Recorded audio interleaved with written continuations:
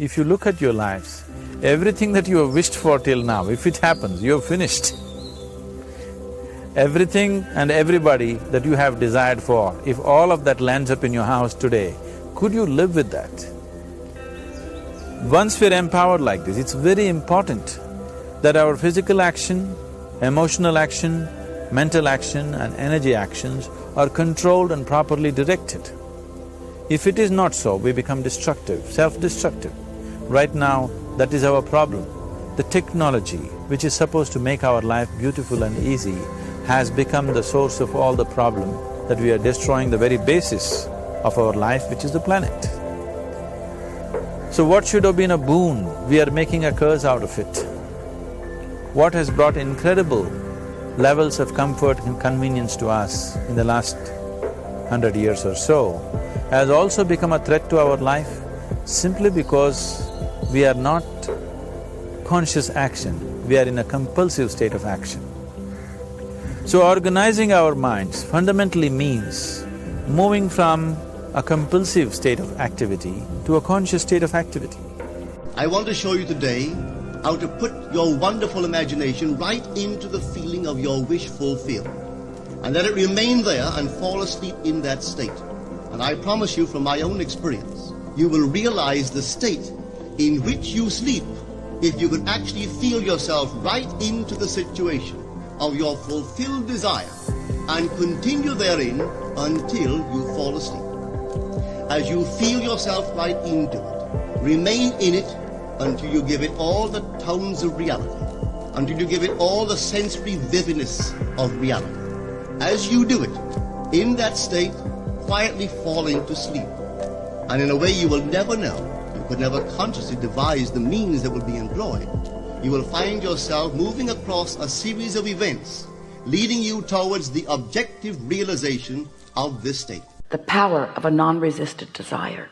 The power of a pure thought. That's what Source offers. That's why Source creates worlds. That's why Earth spins in its orbit in perfect proximity to other planets. Those thoughts thought by non-physical beings are non-resistant. They are not doubted. If it were up to humans to keep your Earth spinning in its orbit, you'd have forums on how it's not likely to last, how lucky you've been that it's gone this good this far, and who's responsible for the certain doom. You become aware of yourself. Now that's very important too, because that's the foundation for the entire world. Whatever the world that you experience it through yourself. So, and whatever you manifest in this world, you manifest through yourself. Now what does it mean to become aware of yourself? Now, you might be tempted to think that you start thinking about your life, you and your life. And of course, that's very problematic. Your past, your future. Or you can think about things that you identify with, the huge problems the world is facing.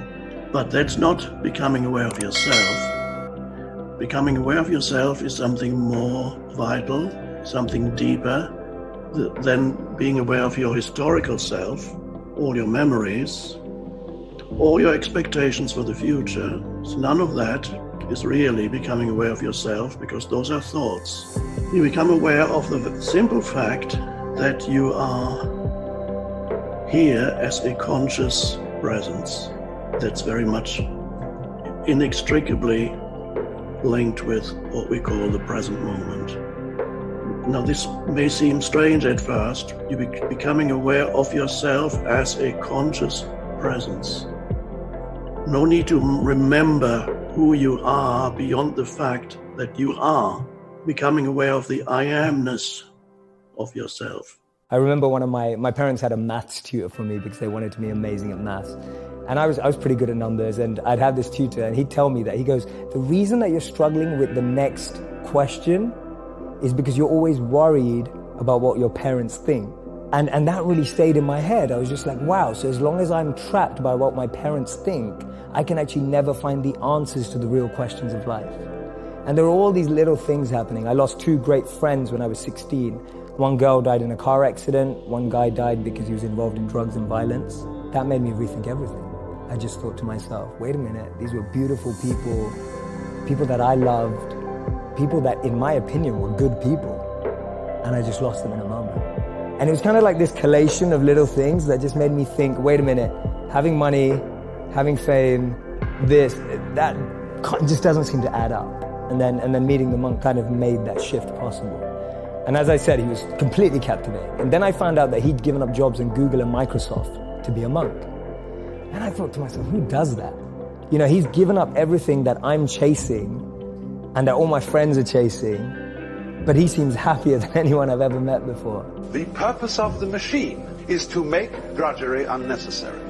And if we don't allow it to achieve its purpose, we live in a constant state of self-frustration. So then if a given manufacturer automates his plant and dismisses his labor force, and they have to operate on a very much diminished income, say some sort of dole, the manufacturer suddenly finds that the public does not have the wherewithal to buy his products. And therefore he has invested in this expensive automated machinery to no purpose. And therefore, obviously, the public has to be provided with the means of purchasing what the machines produce. People say, that's not fair. Where's the money going to come from? Who's going to pay for it? The answer is the machine. The machine pays for it. Because the machine works for the manufacturer and for the community. This is not saying, you see, that this is not the statist communist idea that you expropriate the manufacturer and say you can't own and run this factory anymore, it is owned by the government. It is only saying that the government or the people have to be responsible for issuing to themselves sufficient credit to circulate the goods they are producing and have to balance the measuring standard of money with the gross national product. Instead of living in fear because the idea that things are going to get worse, the idea that you can't predict, the idea of being uncertain or can't control something actually sets off the stress response. So now you're in the unknown and the survival gene is switched on. Of course, people are going out of the infinite possibilities that exist in the quantum field. They're going to select the worst scenario in their mind, right? So then what if you're in the unknown and you understand that, and now you can work back into that present moment and you say, what thoughts do I want to fire and wire in my brain, put my attention behind? What behaviors today, one day, what behaviors do I want to demonstrate? And the act of closing your eyes and mentally rehearsing who you're going to be when you open your eyes begins to install the neurological hardware in your brain to look like you've already done it. Now the brain is no longer a record of the past.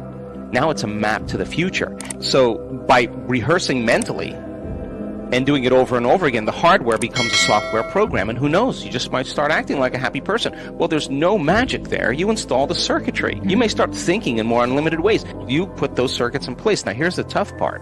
Can you teach your body emotionally? Just before Thanksgiving 1995, I found out that I was going to make $10 million. So you visualize? From then on, it was whenever I wanted something to happen, I manifested it. I stood there in an open field like this with my arms out.